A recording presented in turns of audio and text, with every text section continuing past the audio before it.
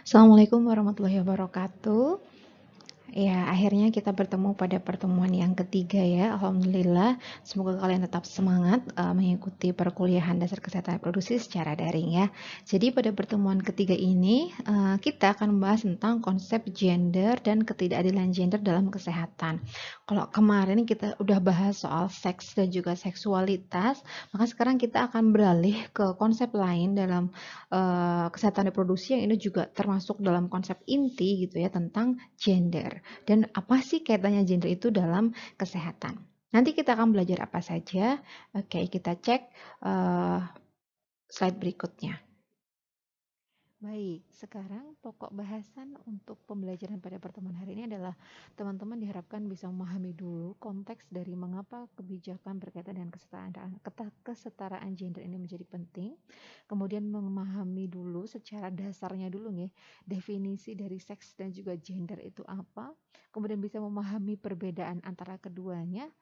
Kemudian akhirnya bisa menilai kondisi yang idealnya untuk keadilan atau kesetaraan gender itu seperti apa, dan kemudian bentuk-bentuk ketidaksetaraan gender atau ketidakadilan gendernya, dan kemudian sedikit kita akan bahas tentang gender dalam perspektif Islam. Baik, sekarang untuk memahami konteksnya terlebih dahulu, teman-teman akan saya berikan penjelasan berkaitan dengan kebijakan yang ada dan dilaksanakan di Indonesia yang itu merupakan mengacu dari kesepakatan dunia gitu ya, kesepakatan dunia tentang berbagai goals yang mungkin sudah pernah saya sampaikan di awal tentang Sustainable Development Goals atau SDGs. Nah, salah satu goals dalam SDGs adalah goals kelima, yaitu kesetaraan gender. Jadi berdasarkan kesepakatan internasional, kesetaraan gender ini merupakan suatu hal yang perlu dikejar dan kemudian perlu juga dicapai oleh seluruh negara, yang mana target-targetnya adalah satu, mengakhiri diskriminasi pada perempuan, berbagai bentuk diskriminasi yang dialami oleh perempuan maupun anak perempuan berkaitan dengan aksesnya pada berbagai hal. Kemudian yang berikutnya adalah mengeliminasi kekerasan perempuan dan anak ya, di mana sebenarnya kekerasan berbasis gender itu sering kali terjadi dan kemudian biasanya yang menanggung beban paling berat atau yang kemudian yang paling sering menjadi korban dari kekerasan yang berbasis gender itu adalah perempuan dan juga anak-anak seperti itu. Dan kemudian berikutnya, target berikutnya adalah menghapus praktek membahayakan pada perempuan. Contohnya seperti apa? Misalkan praktek perkawinan paksa, kemudian perkawinan dini, kemudian sunat pada perempuan gitu ya. Praktek-praktek yang itu tidak memberikan nilai manfaat gitu ya, atau justru meningkatkan risiko morbiditas dari perempuan. Dan berikutnya adalah mendorong tanggung jawab bersama di keluarga gitu ya, dalam artian men-encourage pemerintah itu memberikan dukungan dalam bentuk pemberian pelayanan dan juga infrastruktur untuk mendorong bahwa memang kegiatan domestik itu memang sebagian besar berada pada ranah perempuan. Akan tetapi sebenarnya peran itu bukan merupakan peran yang hanya dilakukan oleh perempuan saja. Jadi mendorong pandangan bahwa setiap laki-laki dan perempuan itu eh, bisa melakukan berbagai macam pekerjaan rumah tangga itu sebenarnya bisa diatur melalui kebijakan, melalui kampanye-kampanye seperti itu. Jadi pada target 4 ini adalah didorong pemerintah untuk memunculkan kebijakan-kebijakan dan layanan-layanan untuk yang meningkatkan dan juga mendorong tanggung jawab bersama di keluarga itu secara rasional. Dan berikutnya adalah partisipasi penuh pada ranah publik gitu ya. Jadi mendorong keterbukaan dalam artian akses pada semua kemungkinan untuk berpartisipasi pada politik, baik itu sosial, juga secara ekonomi juga pada ranah publik. Berarti pada wilayah umum gitu ya, pada wilayah masyarakat dalam artian perempuan di-encourage atau disemangati untuk bisa berperan juga misalkan pada politik, juga pada bidang pendidikan, pada berbagai macam bidang pekerjaan dan juga ekonomi seperti itu. Dan kemudian target yang terakhir yaitu yang keenam adalah adanya akses universal untuk pelayanan kesehatan reproduksi dan juga hak reproduksi. Jadi terdapat semua pelayanan yang dibutuhkan yang berkaitan untuk memenuhi hak-hak reproduksi dan juga hak-hak kesehatan reproduksinya, tapi tidak hanya sekedar terdapat pelayanannya, tapi juga semua individu memperoleh akses pada pelayanan-pelayanan yang ada tersebut gitu, baik pada perempuan atau wanita yang sudah menikah maupun yang belum menikah, pada laki-laki yang sudah menikah maupun laki-laki yang belum menikah, seperti itu. Jadi ini adalah tujuan yang itu merupakan tujuan bersama dari seluruh negara untuk mencapai adanya kesetaraan gender. Nah, mungkin teman-teman berpikir gitu ya, sebenarnya apa sih tujuannya dari kesetaraan gender? Emang kalau misalkan perempuan dalam artian memiliki peran yang sama dengan yang laki-laki gitu ya, laki-laki juga memiliki peran yang sama dengan perempuan, itu apa untungnya? Apakah itu memberikan suatu nilai tambah begitu ya? Kalau misalkan itu biasa-biasa saja, kenapa harus kita kejar kan seperti itu? Nah, berdasarkan data menunjukkan bahwa perempuan dan anak perempuan itu menanggung beban paling berat akibat ketidaksetaraan.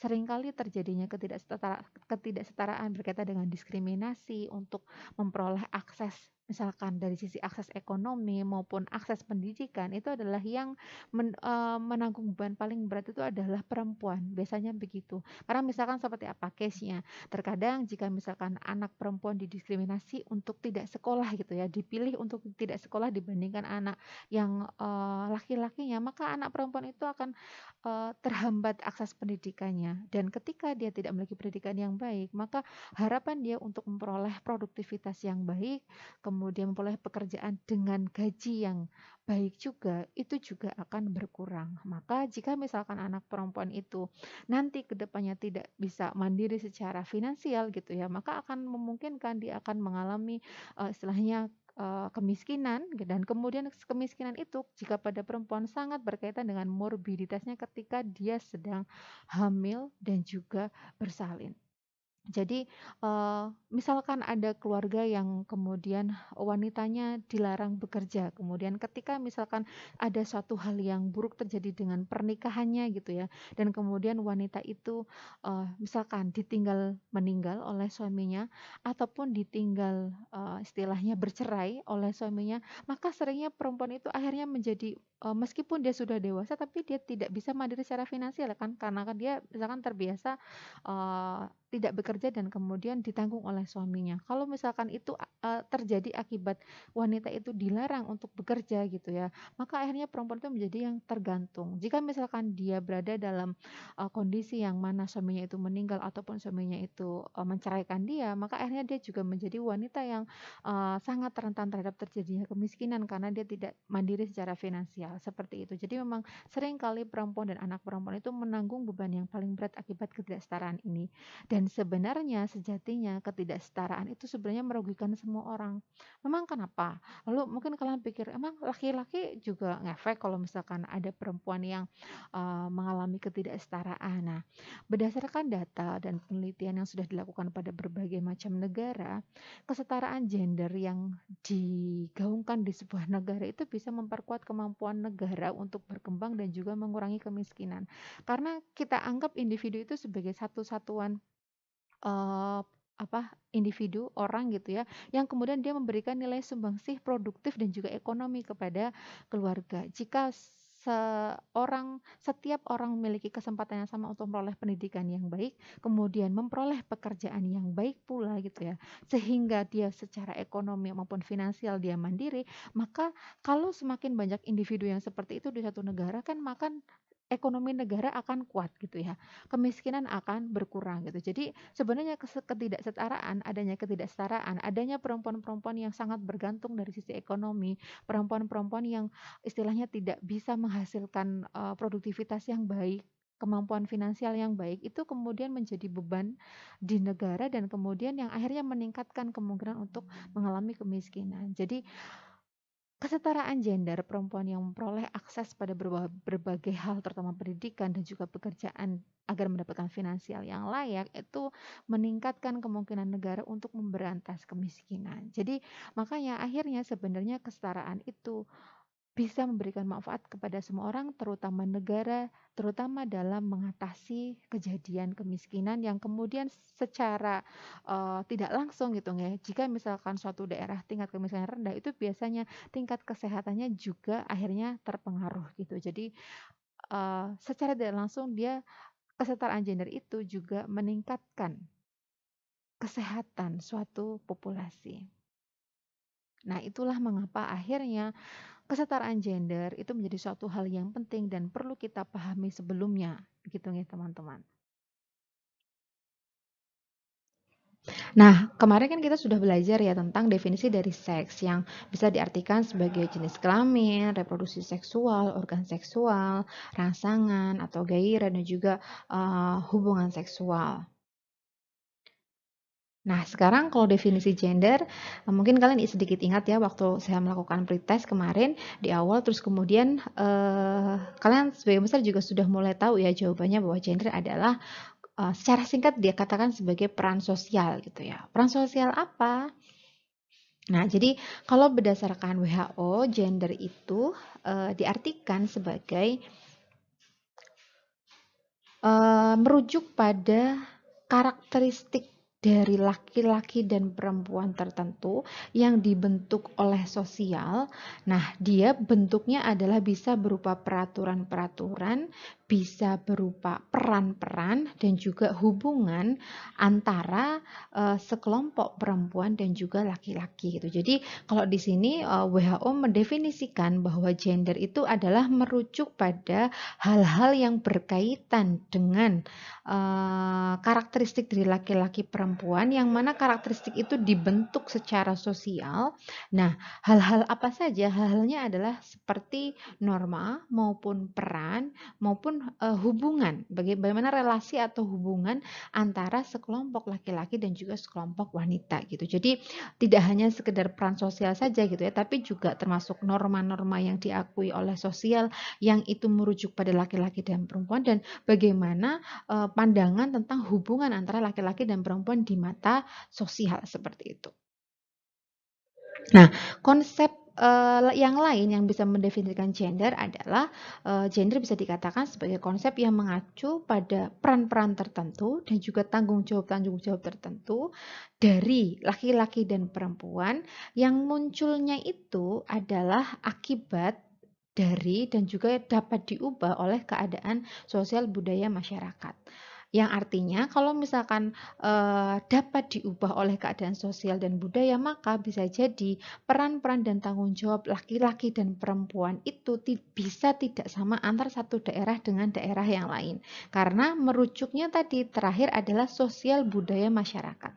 Kalau kita bicara tentang masyarakat berarti di mana tempat kita tinggal. Maka peran-peran itu tuh merujuk pada spesifik sosial budaya di suatu tempat seperti itu. Dan kemudian juga bisa diartikan sebagai konstruksi sosial gitu ya, yang membedakan peran dan kedudukan laki-laki dan perempuan dalam suatu masyarakat yang dilatar belakangi kondisi sosial budaya. Sama ya, jadi intinya adalah sekumpulan norma maupun peran maupun kedudukan hubungan antar keduanya ya, baik laki-laki dan perempuan, yang mana wujudnya itu dibentuknya oleh keadaan sosial budaya dan dilatar belakangi oleh sosial budaya di daerah masing-masing di mana masyarakat itu tinggal. Itu adalah definisi dari gender. Kita perlu memahami ini dulu bahwa sebenarnya manusia dilahirkan itu ibaratnya sudah ditakdirkan gitu ya. Seperti dalam ajaran agama Islam yang sudah kita pahami bahwa rezeki, lahir, kemudian hidup, mati itu sudah ditentukan. Maka itu yang dikatakan sebagai kodrat gitu ya. Jadi jenis kelamin itu masuk dalam kaitannya kodrat sesuatu yang tidak bisa kita ubah gitu. Jadi kita dilahirkan dalam wujud laki-laki dan kemudian ada juga yang dilahirkan dalam wujud perempuan, itu adalah kodrat. Tapi konsekuensi apa yang harus dilakukan dengan jenis kelamin laki-laki dan kemudian konsekuensi apa saja yang harus diterima karena dia sebagai jenis kelamin perempuan itu dibentuk oleh sosialnya. Jadi kita bisa katakan bahwa peran-peran tadi seperti norma dan juga peran-peran dan juga kedudukan seorang perempuan atau seorang laki-laki dipandangan oleh masyarakat itu dibentuk oleh sosialnya, lingkungannya, bukan kodratnya, seperti itu. Nah, kita mungkin kadang-kadang berpikir ya, ada sebuah kejadian di masyarakat gitu ya, yang suka mengasosiasikan bahwa oh ada loh peran-peran tertentu itu untuk jenis kelamin tertentu. Mungkin seperti ini. Hamil dan melahirkan. Kalau hamil, menurut kalian ini termasuk peran gender atau peran jenis kelamin?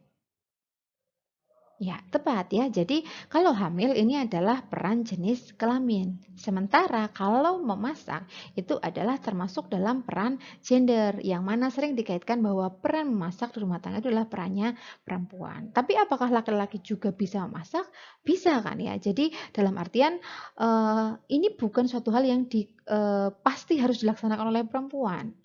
Ini pekerjaan memasak bisa juga dilakukan oleh laki-laki. Tapi kalau hamil itu pasti harus dikerjakan oleh perempuan ya, karena memang yang memiliki alat reproduksi untuk tempat tinggalnya anak itu adalah perempuan, yaitu rahim.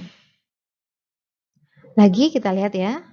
Nah, nih, mandikan anak sama menyusui. Nah, ini kira-kira mandikan anak ini termasuk peran gender atau peran jenis kelamin?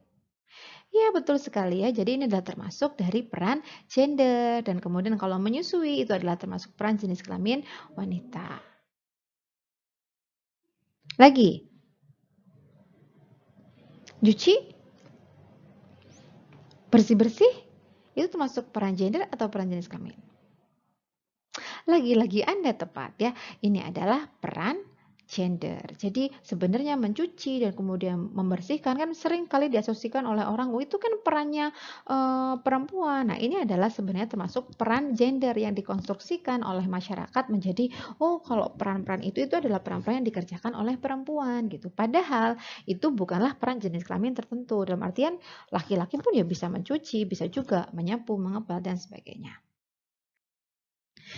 Jadi kesimpulannya dari tadi yang kita lihat berdasarkan ilustrasi tadi, bisa dikatakan bahwa gender itu berbeda dengan jenis kelamin atau seks. Karena gender itu sifatnya dikarenakan karena sosial, sementara kalau seks itu dalam artian jenis kelamin itu karena memang beda biologisnya gitu ya. Jadi laki-laki seberapa inginnya itu tidak akan bisa membantu menyusui. Pertama, karena walaupun dia punya payudara, tapi dia tidak punya kelenjar mama yang bisa menghasilkan air susu. Jadi beda biologis, akhirnya dia punya peran kaitannya dengan menyusui yang berbeda, yang tidak bisa dilakukan oleh laki-laki. Berikutnya adalah gender. Kalau gender dia karena sosial. Jadi kalau sosial itu yang melihat, yang menuntut itu adalah lingkungan sosialnya. Jadi masyarakat, keluarga, dan sebagainya gitu ya. Dan kemudian kalau gender tidak universal, tidak sama di mana saja gitu ya. Sementara kalau jenis kelamin itu universal, sama di mana saja. Yang namanya laki-laki ya seperti itu. Laki-laki organ kelaminnya ya adalah memiliki penis, sementara perempuan memiliki rahim dan mengalami menstruasi. Sementara kalau gender, peran-peran gender di daerah tertentu itu tidak sama. Kita mungkin bisa katakan begini, di Indonesia kita umum melihat yang namanya perempuan belanja ke pasar, itu kan suatu hal yang ya memang kewajibannya perempuan untuk berbelanja ke pasar. Tapi pada daerah-daerah tertentu ada yang tidak seperti itu. Saya pernah mendengar cerita dari teman saya yang tinggal di negara Timur Tengah, yaitu di Mesir. Di sana yang berbelanja itu umumnya adalah laki-laki. Kenapa? Karena perempuannya di sana itu memang dimanjakan sekali untuk tidak keluar dari rumah gitu. Jadi mereka ketika perempuan itu sudah menikah, mereka akan tinggal di rumah saja gitu. Bahkan yang membelanjakan bahan-bahan makanan itu juga laki-laki gitu. Jadi makanya gender itu tidak universal atau tidak sama di mana saja, bergantung di mana itu umumnya dilaksanakan. Mungkin kalau contohnya negara terlalu jauh ya, mungkin contoh yang mudah saja gitu. Kayak saya berada pada keluarga yang ibu saya berasal dari Magelang, sementara ayah saya berasal dari Pemalang. Nah, di umumnya di Magelang, kalau di sana bahkan saya melihat kakek saya itu mencuci bajunya sendiri. Jadi kayak cuci baju dan sebagainya itu umum juga dilaksanakan oleh laki-laki dan itu suatu hal yang biasa, ada pembagian peran seperti itu dan itu dilaksanakan oleh tidak hanya keluarga dari ibu saya, bahkan keluarga-keluarga yang lain berdasarkan pertanyaan juga sama, laki-lakinya juga biasa melakukan pekerjaan rumah tangga seperti mencuci. Sementara berbeda adat kebiasaannya dengan kebiasaan orang yang daerah asal saya, yaitu di Pemalang. Kalau di Pemalang laki-laki itu sama sekali ibaratnya nggak pernah dapat, kalau sudah menikah tuh tidak mendapatkan pekerjaan kayak sejenis mencuci, apalagi menyetrika gitu ya. Jadi sangat jarang menemukan ada laki-laki itu lagi nyuci atau lagi nyetrika, itu akan sangat jarang itu. Jadi beda daerah aja kebiasaannya sudah berbeda kayak nanti dengan pembagian peran pekerjaan rumah tangga. Nah, kemudian kalau gender lagi, dia ciri berikutnya adalah dapat dipertukarkan. Dalam artian setiap peran itu tuh bisa dilakukan oleh dua jenis kelamin. Kayak misalkan memasak, laki-laki sebenarnya juga bisa memasak. Banyak juga chef yang laki-laki. Sementara kalau seks itu statis tetap ya, jadi nggak bisa ditukarkan. Seberapapun inginnya ya laki-laki nggak bisa hamil. Atau misalkan seberapapun inginnya perempuan nggak bisa menolak untuk hamil ketika dia memang sedang ditakdirkan untuk hamil, seperti itu. Ibaratnya kayak perutnya tuh kalau pas lagi hamil ngerasa berat, capek tuh nggak bisa disimpan, dititipin ke suaminya dulu terus habis itu biar dia nggak hamil dulu gitu, nggak bisa ya. Berikutnya adalah dinamis. Kalau dinamis artinya dia bisa berubah-ubah, satu waktu bisa kebiasaan masyarakatnya begini, mungkin karena sudah ada pandangan masyarakat yang berbeda, hanya bisa berubah, itu bisa. Sementara kalau seks tidak tergantung masa, jadi tidak bisa berubah-ubah, ya sudah seperti itu. Dan kemudian dia bisa bergantung oleh dalam artian pandangan dan juga waktu dan sebagainya. Sementara kemudian dari sisi seks itu tidak ada seperti itu, dan kemudian dia sudah bisa dikatakan sebagai kodrat gitu ya. Jadi oh iya, ini yang dikatakan kodrat, bahwa melahirkan, menyusui, hamil itu adalah kodrat perempuan. Tapi misalkan seperti harus beberes rumah atau tidak sekolah, itu bukan merupakan kodrat dari perempuan gitu ya. Jadi ini adalah beda antara gender dengan seks atau jenis kelamin. Nah, kadang-kadang ada pendapat dari masyarakat yang menghubungkan gender atau jenis kelamin tertentu itu dengan adanya keyakinan karakteristik gender. Kayak misalkan laki-laki itu sering dianggapnya bahwa laki-laki itu maskulin. Mereka cenderung pakai akal gitu ya, nggak kayak perempuan yang emosional gitu. Terus kemudian laki-laki itu tegas dan memang kecenderungannya bisa juga berlaku agresif atau kasar. Sementara kalau perempuan itu lebih lemah lembut gitu. Dan kemudian laki-laki cenderung ceroboh dan kemudian perempuan lebih cenderung teliti. Hingga akhirnya banyak juga pekerjaan yang dikaitkan dengan keyakinan karakteristik gender ini gitu. Jadi kayak kadang-kadang wah yang namanya bendahara itu cocoknya perempuan karena perempuan tuh cenderung teliti gitu. Sementara kalau laki-laki tuh cocoknya jadi pemimpin gitu karena laki-laki tuh rasional dan bisa tegas. Kalau perempuan jadi ketua nanti dia nggak bisa memilih keputusan yang rasional, dan juga dia bisa-bisa mudah dipengaruhi karena karakternya yang lemah lembut, misalkan seperti itu. Itu adalah biasanya adanya keyakinan karakteristik gender tertentu berdasarkan jenis kelamin.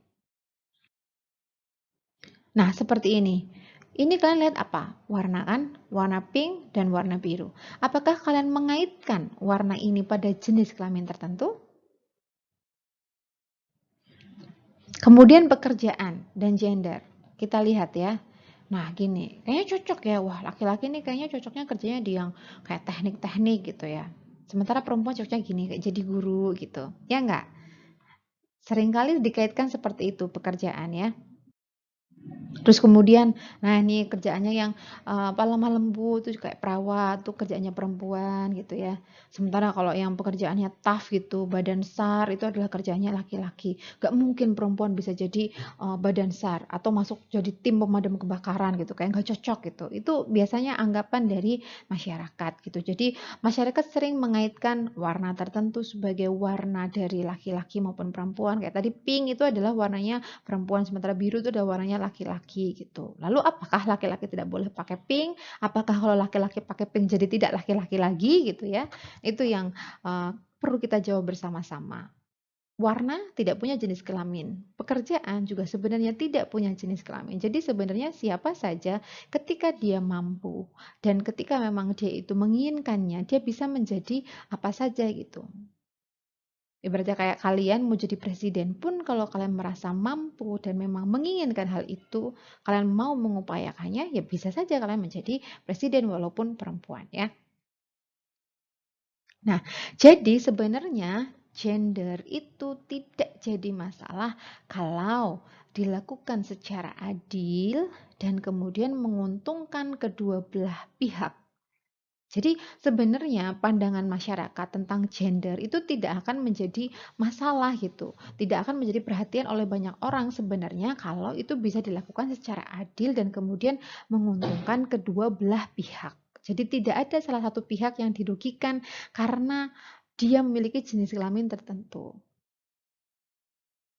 Nah, tapi persoalan gender tadi, pembagian berdasarkan gender tadi itu bisa jadi masalah kalau ada salah satu eh, ketimpangan dalam artian tidak sama antara jenis kelamin laki-laki dan perempuan. Misalkan dalam sebuah rekrutmen di perusahaan gitu ya, kemudian karena nanti yang perempuan itu pasti mengalami kehamilan persalinan gitu ya. Akhirnya kalau misalkan perempuan yang sudah menikah tidak boleh mendaftar pekerjaan tertentu misalkan. Nah, itu kan berarti wanita yang memiliki kemampuan kaitannya dengan pekerjaan tadi gitu ya, hanya karena dia sudah menikah, terus kemudian dia sudah punya anak, hanya dia jadi nggak boleh nggak bisa mendapatkan kesempatan itu gitu, karena perusahaan mensyaratkan seperti itu.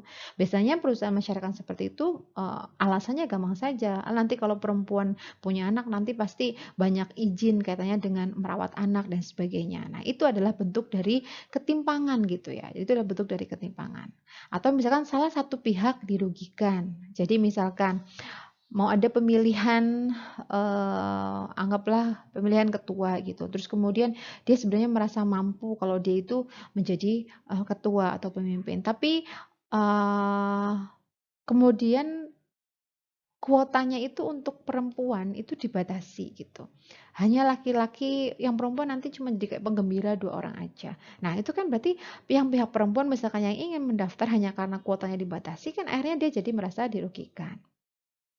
Atau misalkan satu jenis kelamin dibedakan derajatnya. Jadi misalkan dalam keluarga ada nilai jenis kelamin yang dianggap lebih tinggi dibandingkan yang lainnya gitu. Atau misalkan satu jenis kelamin dianggap lebih tidak mampu untuk melakukan suatu hal tertentu gitu. Misalkan laki-laki tadi ya tidak boleh menjadi bendahara karena laki-laki itu kecenderungannya coboh gitu.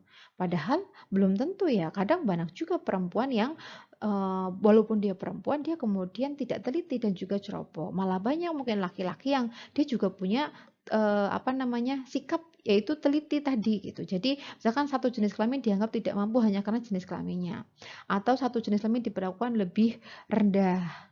Dan misalkan satu jenis kelamin mengalami ketidakadilan gender karena tadi misalkan karena dia jenis kelaminnya perempuan dia jadi misalkan tidak bisa sekolah, kedua atau misalkan dia tidak bisa jadi mendaftar pekerjaan tertentu atau mendaftar mengikuti lowongan tertentu gitu ya atau lowongannya jadi dipersempit karena kesempatannya itu lebih sedikit. Nah, itu bisa menjadi masalah kalau terdapat pembedaan-pembedaan dari masyarakat, dari suatu institusi, dari suatu organisasi berdasarkan jenis kelamin tadi gitu.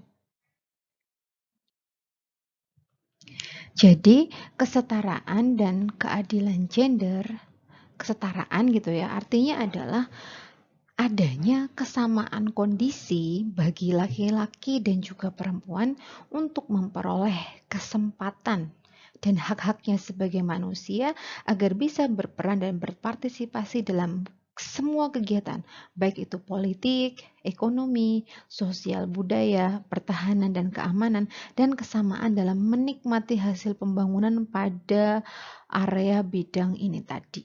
Gitu. Jadi sebenarnya kesamaan kondisi ini itu artinya memang bukan dalam artian menuntut kesetaraan bener-bener sama gitu ya kayak baratnya kayak alah perempuan mau disamain kayak laki-laki ngangkat galon aja ogah misalkan gitu ya. Misalkan kalau ngangkat galon maunya itu lagi maunya dibantuin sama laki-laki gitu misalkan. Padahal dalam artian kesetaraan ini bukan berarti kita mau meminta suatu hal yang benar-benar sama gitu. Tapi kita dalam artian yang dimau dari gender equity itu adalah ketika kita memang memerlukan sebuah apapun tindakan tertentu ataupun kegiatan tertentu, jika memang seseorang itu memiliki kompetensi yang bisa membuat dia melakukan kegiatan tersebut gitu ya, misalkan seperti menjadi ketua gitu misalkan. Sementara dia itu adalah memang orang yang bisa berpikir lebih logis dan lebih rasional dibandingkan teman-teman yang lainnya. Dia juga memiliki karakteristik orang yang berani dan juga tegas gitu ya. Dan dari sisi kepemimpinan dia memiliki kemampuan untuk leadership gitu. Tidak masalah kalau misalkan dia yang menjadi ketuanya, walaupun misalkan di situ ada laki-laki yang lain. Kita lihat di Prodikesmas ini saja gitu ya. Jadi di Prodikesmas sudah menjunjung dalam artian kesetaraan gender ini gitu. Jadi kita lihat saja dekan kita adalah perempuan. Kenapa ya? Karena memang beliau memiliki kemampuan yang tepat untuk menjadi dekan. Beliau memiliki kompetensi yang tepat yang bisa juga dicontoh oleh yang lain, bahkan juga pada jenis kelamin yang laki-laki gitu. Jadi tidak masalah siapapun jenis kelaminnya laki-laki atau perempuan selama dia itu memiliki kemampuan untuk kegiatan tertentu yang memang ditujukan untuk itu, ya tidak masalah gitu. Sama juga dengan misalkan kayak kalau kalian bikin organisasi, struktur organisasi gitu. Terus kemudian biasanya naruh kayak sekretaris dan juga bendahara tuh seringnya di perempuan gitu karena wah biasanya soalnya yang rajin yang rapi itu perempuan gitu. Padahal misalkan ada di antara sekelompok orang dalam organisasi itu laki-laki yang juga rapi, penulisannya lebih teliti dan kemudian mau mengoreksi dan sebagainya. Dia sebenarnya mampu untuk menjadi sekretaris, tapi hanya karena, alah itu biasanya kerjaannya perempuan, yaudah kasihin perempuan aja, padahal perempuannya misalkan kurang mampu gitu. Nah itu yang juga tidak tepat gitu. Jadi dalam artian kesetaraan gender itu adalah dia punya kesempatan yang sama, dia juga bisa memperoleh haknya, misalkan ketika dia ingin sekolah, misalkan dia juga bisa sekolah, maka itu yang disebut sebagai kesetaraan gender. Dia ingin memberikan sumbangsi dalam bentuk menjadi pemimpin gitu, ya dia bisa kalau memang dia itu mampu gitu. Jadi itu adalah maksud dari kesetaraan gender. Bukan dalam artian menuntut kesamaan hal semuanya gitu ya. Yang namanya dalam agama imamnya seorang perempuan ya tetap laki-laki. Bukan dalam artian nanti menuntut perempuan juga harus jadi imam. Enggak begitu gitu.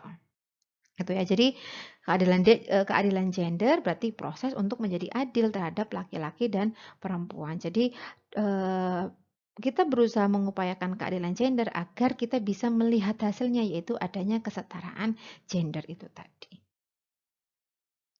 Nah, jadi dikatakan adil atau setara secara gender kalau ya ada pembagian kerja maupun peran baik laki-laki maupun perempuan sesuai dengan hak dan martabatnya ya dalam hal dia punya akses atau peluang yang sama untuk memperoleh suatu hal apapun itu misalkan dia pengen mengakses pendidikan gitu ya atau mengakses kesehatan gitu dan kemudian dia juga bisa berpartisipasi dalam artian misalkan dia ingin ikut pemilu gitu ya, ya perempuan pun juga boleh milih gitu kan. Jadi tetap punya suara gitu. Terus kemudian berpartisipasi dalam kegiatan tertentu, menjadi relawan-relawan, berpartisipasi untuk memberikan sumbangsi pikirannya misalkan dengan menjadi volunteer atau dengan menjadi pemimpin itu juga masuk dalam bentuk partisipasi dan juga dari sisi akses.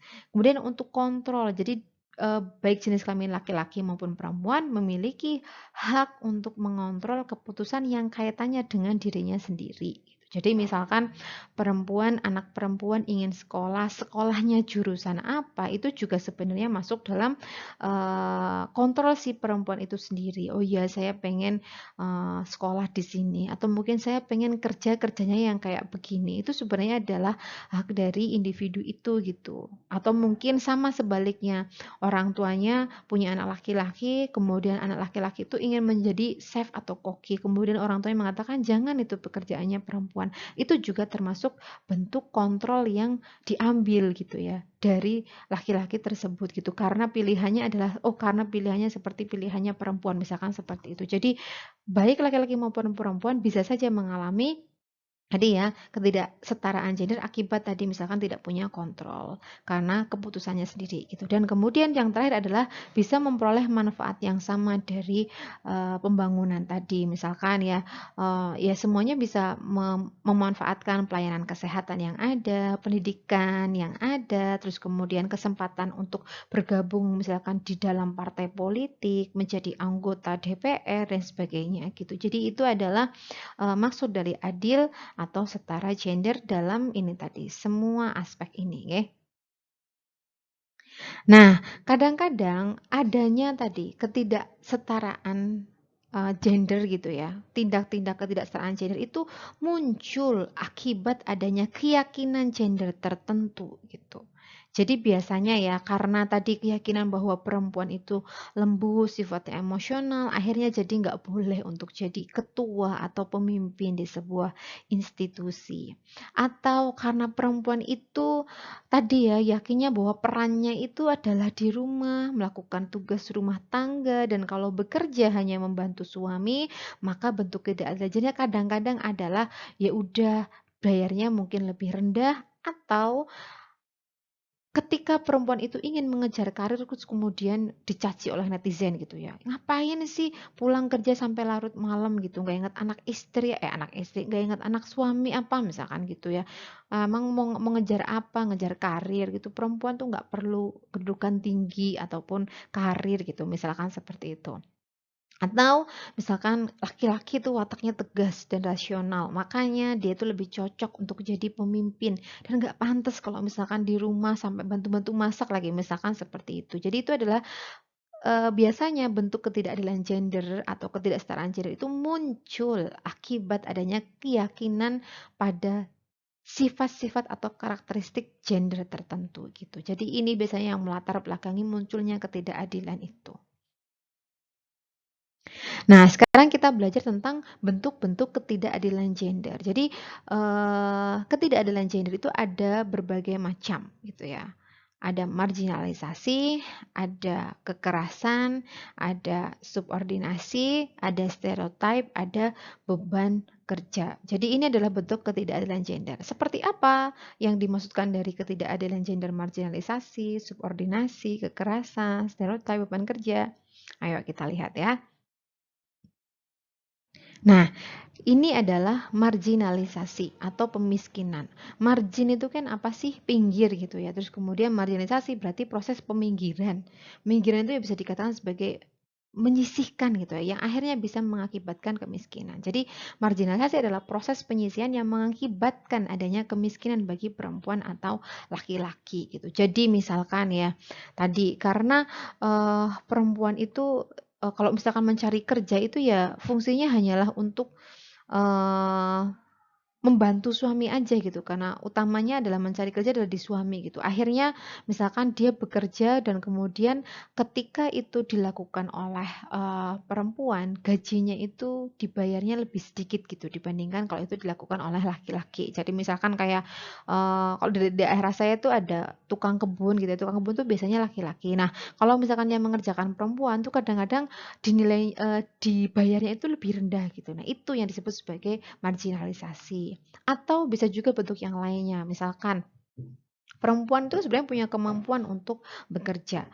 Dan ketika bekerja itu kan artinya dia memperoleh penghasilan gitu ya. Adanya kontrol pada perempuan untuk kemudian tidak memperbolehkan perempuan itu bekerja padahal dia itu ingin gitu ya, tanda kutipnya adalah ini, tidak memperbolehkan perempuan bekerja padahal perempuan itu ingin gitu ya, itu juga sebenarnya juga bentuk dari marginalisasi gitu. Karena otomatis nanti akhirnya perempuan itu akan menjadi dependen gitu ya, bergantung pada orang lain untuk kaitannya dengan ekonominya kalau dia tidak diperbolehkan untuk bekerja gitu.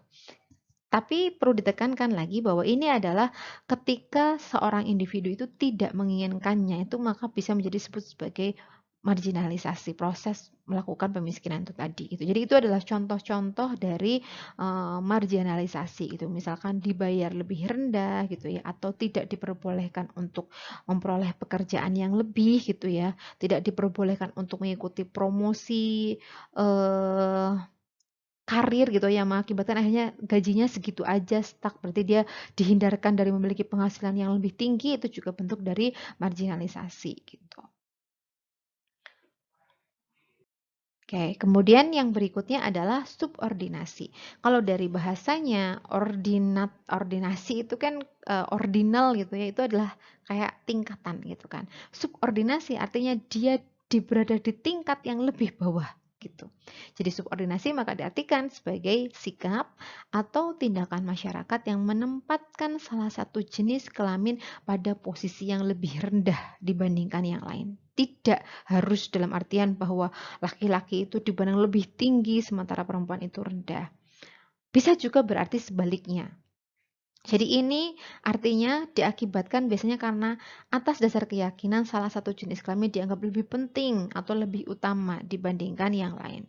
Walaupun memang banyaknya kejadiannya dengan subordinasi ini memang seringnya laki-laki yang lebih diutamakan gitu. Jadi kayak pendapat seringkali lebih didengar oleh yang laki-laki kalau dibandingkan pendapat dari perempuan gitu. Atau misalkan dalam keluarga ini biasanya kejadiannya dulu sih ya. Kejadiannya dulu kalau punya anak banyak terus kemudian mau sekolah ya karena melihat oh iya ini karena laki-laki ini kan nanti untuk jadi orang lain untuk jadi membiayai kehidupan orang lain ya sudahlah apa namanya yang laki-laki aja yang sekolah sementara yang perempuan enggak gitu atau misalkan pandangan di rumah gitu ya pandangan di rumah makan gitu ya karena laki-laki itu bekerja sudah capek gitu ya kalau perempuan tuh kalau makan ngalah apa yang ada gitu makanan yang enak tuh ya kalau bisa diberikan kepada yang laki-laki gitu ya atau kepada bapak atau suami misalkan seperti itu ada juga bentuk subordinasi gitu jadi semua tadi kalau tidak dilakukan dengan keinginan si individu itu sendiri untuk mengalah itu yang disebut sebagai subordinasi ya.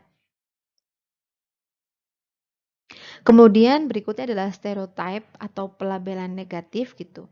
Kalau pelabelan negatif adalah suatu sikap negatif masyarakat terhadap jenis kelamin tertentu yang membuatnya seringkali menjadi pihak yang dirugikan. Jadi kayak perempuan tuh sering dilabeli kalau misalkan dia ramah, senyum manis gitu, ih dibilangnya genit gitu ya. Salah lagi kan. Terus kemudian kalau misalkan dia berusaha tidak tidak apa ya, misalkan tidak mudah senyum gitu ya, ih judes sama si perempuan gak laku loh, atau misalkan seperti itu, jadi serba salah ya gitu. Jadi pelabelan negatif itu adalah kayak memberikan pelabelan tertentu pada jenis kelamin tertentu gitu, kayak tadi perempuan cengeng, kemudian sementara laki-laki itu juga nggak boleh nangis gitu ya, laki-laki harus berani, harus tegas, itu masuk juga dalam pelabelan negatif ya. Laki-laki ya boleh aja menangis gak masalah gitu ya gitu. Atau misalkan laki-laki ini emang buaya nih dia gampang selingkuh misalkan gitu. Itu juga termasuk pelabelan negatif gitu. Sementara perempuan ya seneng aja godain suaminya orang gitu ya, pelakor gitu ya. Nah, itu juga termasuk pelabelan negatif. Nah, kalau kalian lihat gini. Wah, ini kejadian ya, luar biasa. Biasanya siapa gini yang disalahkan kalau kayak gini? Biasanya netizen punya pendapat macam-macam ya, tapi biasanya nanti dari sisi perempuan itu pasti nanti akan juga menyalahkan si ininya gitu. Lah, kenapa nih yang perempuan ini kok sudah punya pacar masih mau yang lain misalkan gitu. Sering kali yang disalahkan adalah juga tetap yang perempuan kalau begini. Ini perempuannya ini gimana sih udah punya pacar kok masih aja mau yang lain misalkan seperti itu. Sering kali netizen berkata seperti itu. Nah, kalau kejadiannya begini, gimana? Yang salah siapa ini kira-kira? Tetap yang ini lagi, perempuan ini pelakor ini dan sebagainya. Dan malah kadang-kadang netizen juga punya apa namanya pemikiran negatif gitu pada perempuan yang ini. Wah berarti ini perempuan nggak bisa nyenengin yang laki-lakinya, makanya ini laki-lakinya pengen cari yang lain gitu. Nah, itu juga sering kali yang akhirnya, oh ya, lagi-lagi yang disalahkan kadang-kadang perempuan gitu. Dan kadang-kadang yang melakukan itu juga perempuan sendiri, yang berarti yang memberikan pelabelan, yang kemudian menghujat gitu ya. Kadang-kadang juga dari sisi perempuan sendiri, jadi kayak perempuan melemahkan perempuan sendiri gitu, melemahkan kaumnya gitu ya. Padahal kan harusnya woman empower woman gitu. Nah, kemudian yang berikutnya adalah kekerasan ya. Kalau kekerasan itu adalah segala bentuk kekerasan yang akibatnya itu berupa kerusakan maupun penderitaan fisik, seksual, psikologis ya pada perempuan, termasuk ancaman-ancaman, paksaan dari kemerdekaan, baik terjadi di tempat umum maupun di lingkungan pribadi kehidupan seseorang itu. Kalau soal kekerasan nanti kita akan bicara lebih lanjut pada pertemuan yang berikutnya. Jadi nanti yang kekerasan tidak akan saya bahas banyak gitu. Nanti kita akan bahas lagi di kekerasan berbasis gender. Nah, kemudian yang berikutnya lagi adalah double burden atau beban kerja ganda gitu. Biasanya seperti ada pembagian tugas dan tanggung jawab yang memberatkan salah satu jenis kelamin tertentu gitu. Seperti pembebanan pada kayak pekerjaan domestik itu adalah pekerjaannya perempuan, itu akhirnya membuat jumlah kerja wanita untuk kegiatan reproduksi, hamil, bersalin, menyusui yang itu juga mengeluarkan energi ya, ditambah dengan kegiatan produksi ya, kadang-kadang untuk kayak mencuci dan sebagainya itu kayak jadi jauh lebih banyak dibandingkan pekerjaannya laki-laki gitu. Jadi kalau misalkan pada perempuan yang posisinya juga bekerja, akhirnya seringkali jam kerjanya wanita itu kayak double gitu. Di kantor dia bekerja, di rumah dia juga masih bekerja untuk pekerjaan yang seharusnya bisa dibagi gitu. Jadi ini karena seringkali tadi ada pekerjaan-pekerjaan yang itu disematkan pada jenis kelamin tertentu gitu. Seringkali perempuan seperti itu ya. Di sini saya akan sedikit mengulas tentang sebenarnya bagaimana sih gender itu dalam kacamata Islam gitu ya. Karena seringkali beberapa pemikiran-pemikiran berkaitan dengan kesetaraan gender itu selalu kemudian di-counter gitu ya oleh kelompok-kelompok yang tidak menyetujuinya sebagai pemikiran yang liberal, yang tidak islami gitu ya, dan kemudian dianggap bahwa itu menentang kodratnya wanita seperti itu. Padahal dari sisi perspektif Islam, dalam sudut pandang Islam, sebenarnya kita perlu menilai dulu bagaimana sih Islam itu memandang wanita seperti itu. Saya bukan orang yang istilahnya ahli dalam kajian perspektif Islam kaitannya dengan gender gitu ya. Tapi di sini saya merujuk berdasarkan jurnal penelitian yang terkini gitu ya, yang juga menyampaikan bahwa beberapa perspektif Islam berkaitan dengan gender di sini. Jadi saya memang menyampaikan terlebih dulu ya disclaimer bahwa saya memang bukan orang yang memahami dari sisi Islam, bukan keahliannya, bukan ustadzah gitu ya. Akan tapi saya menyadur dari jurnal-jurnal yang menyampaikan pendapat berkaitan dengan gender gitu ya dalam sudut pandang Islam seperti apa. Jadi berdasarkan kajian-kajian tentang gender dalam perspektif Islam itu menunjukkan bahwa sebenarnya setiap individu baik itu laki-laki maupun perempuan itu memiliki potensi yang sama.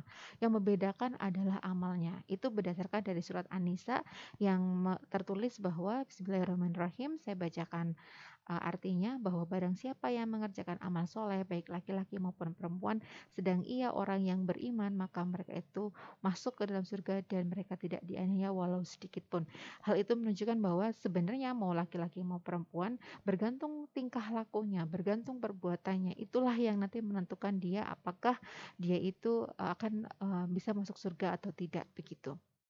Dan kemudian pada individu gitu ya, manusia baik itu laki-laki maupun perempuan itu diberikan oleh Allah potensi dan sifat khalifatullah di bumi berdasarkan Quran surat Al-Baqarah ayat 30, kemudian An-Nisa ayat 124, kemudian An-Nahl ayat 97 yang intinya itu adalah berarti mereka memiliki tugas yang sama baik laki-laki maupun perempuan diberikan oleh Allah gitu ya potensi dan juga sifat-sifat yang memungkinkan dia menjadi khalifatullah di bumi, menjadi pemimpin di bumi yang membuat bumi menjadi lebih baik. Hal ini menjadikan dasar bahwa sebenarnya baik laki-laki maupun perempuan itu bisa berpartisipasi untuk membuat kondisi bumi itu menjadi lebih baik. Berarti dalam bidang apapun yang itu dalam artian kegiatan di bumi dan bertujuan untuk membuat bumi menjadi baik gitu ya, perempuan maupun laki-laki itu sama-sama bisa terlibat keduanya dan sama-sama diberi oleh Allah potensi yang sama dan sifat yang sama sedari dia diciptakan gitu ya. Jadi tentang perspektif negatif bahwa perempuan itu emosional, tidak rasional gitu ya, bahwa laki-laki lah hanya laki-laki yang rasional, yang lebih cerdas dibandingkan perempuan, itu merupakan suatu hal yang salah gitu ya. Karena pada dasarnya Allah itu memberikan potensi dan sifat yang khalifatullah sebagai khalifatullah di bumi itu pada keduanya, baik pada laki-laki maupun perempuan gitu ya. Jadi ini istilahnya mematahkan pandangan stereotip gender bahwa yang namanya perempuan itu emosional, nggak cocok untuk misalkan melakukan pekerjaan-pekerjaan tertentu, misalkan seperti itu. Dan kemudian terdapat juga pada Quran surat Al-Baqarah ayat 87 yang menegaskan bahwa Allah Subhanahu wa taala itu menyatukan laki-laki dan perempuan dalam janji suci pernikahan untuk menciptakan hubungan kerjasama saling melengkapi kekurangan dan kelebihan masing-masing. Maka di sini diartikan bahwa ketika laki-laki dan perempuan masuk dalam ikatan pernikahan, maka sebenarnya konsepnya adalah setara. Laki-laki perempuan itu sama dan kemudian dia saling mengkomplementer. Kalau kita katakan mengkomplementer atau melengkapi, itu artinya memang ada kelebihan pada salah satu sisi dan ada kekurangan juga pada salah satu sisi itu. Yang mana bisa jadi sisi satunya juga memiliki kelebihan dan kemudian sisi satunya memiliki kekurangan. Maka bisa dikatakan tidak ada di antara dua orang, baik itu laki-laki maupun perempuan, yang pasti dominan lebih baik gitu. Masing-masing memiliki kekurangan, masing-masing memiliki kelebihan yang kemudian dia mengkomplementer, saling melengkapi satu sama lain. Berarti ada yang kurang, ada yang lebih baik di keduanya gitu ya. Jadi tidak tepat juga kalau diartikan bahwa ketika sudah masuk dalam dunia pernikahan itu laki-laki lah yang paling tinggi dan kemudian istilahnya yang paling benar gitu ya. Jadi keduanya memiliki potensi benar, keduanya memiliki potensi yang salah gitu. Tinggal keduanya saling melengkapi seperti itu. Dan kemudian berdasarkan Quran surat Al-Tahrim ayat 11 itu menyatakan bahwa sebenarnya manusia itu dihormati pilihan pribadinya, baik itu dia seorang istri, bahkan dalam hal agama tanpa mengaitkannya dengan pilihan suami. Nah, ini yang sering menjadi dasar dari masyarakat umum gitu ya, ketika perempuan sudah menikah, semua keputusan apapun itu langsung diambil alih oleh suaminya.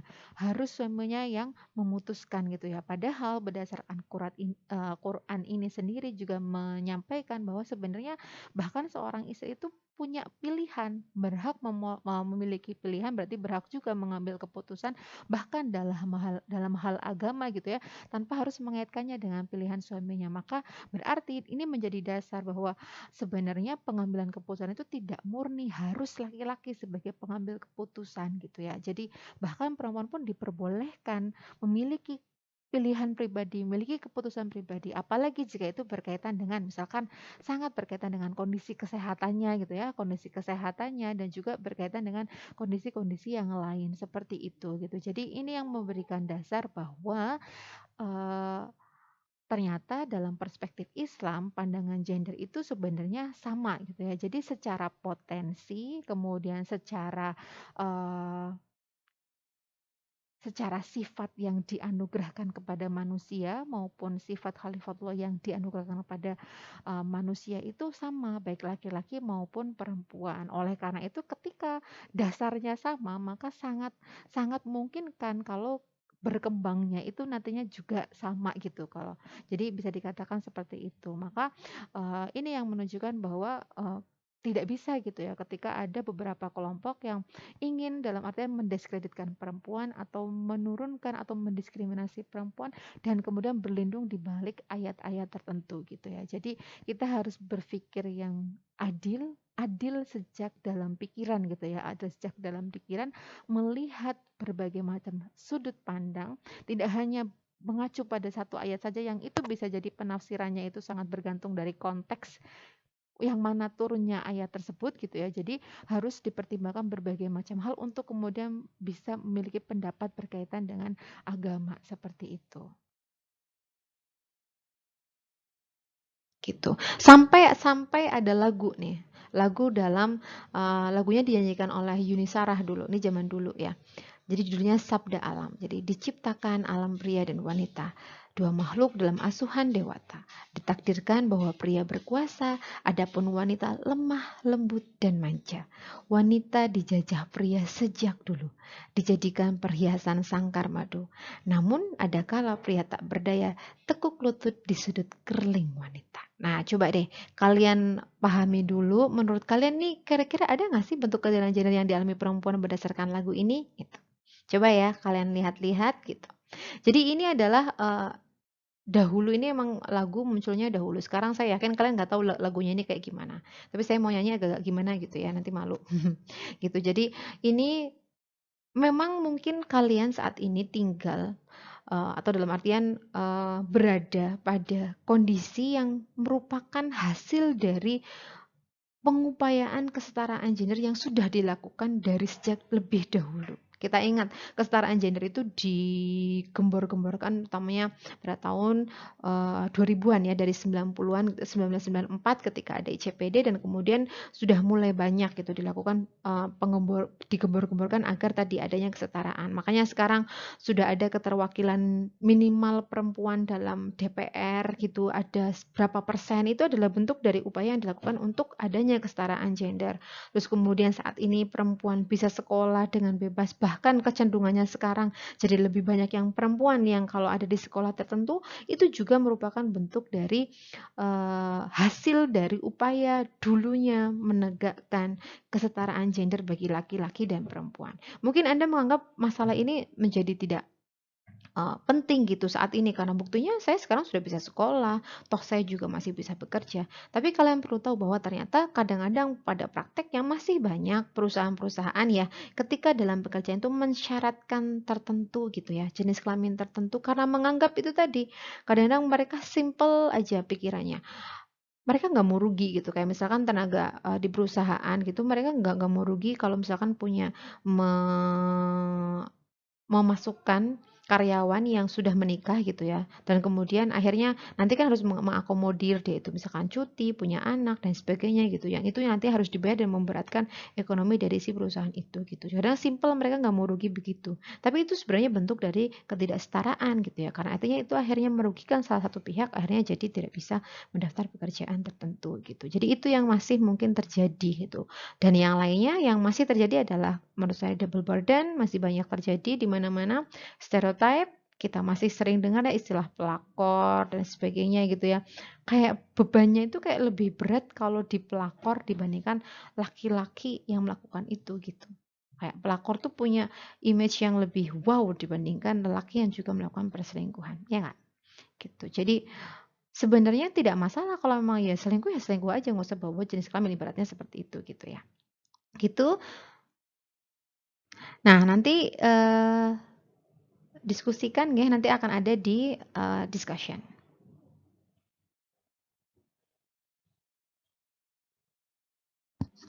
Baik, terima kasih atas perhatiannya. Nanti kalau ada yang pertanyaan bisa ditanyakan ya di kolom komen atau bisa ditanyakan ketika kita kuliah sinkron. Oke, Assalamualaikum warahmatullahi wabarakatuh.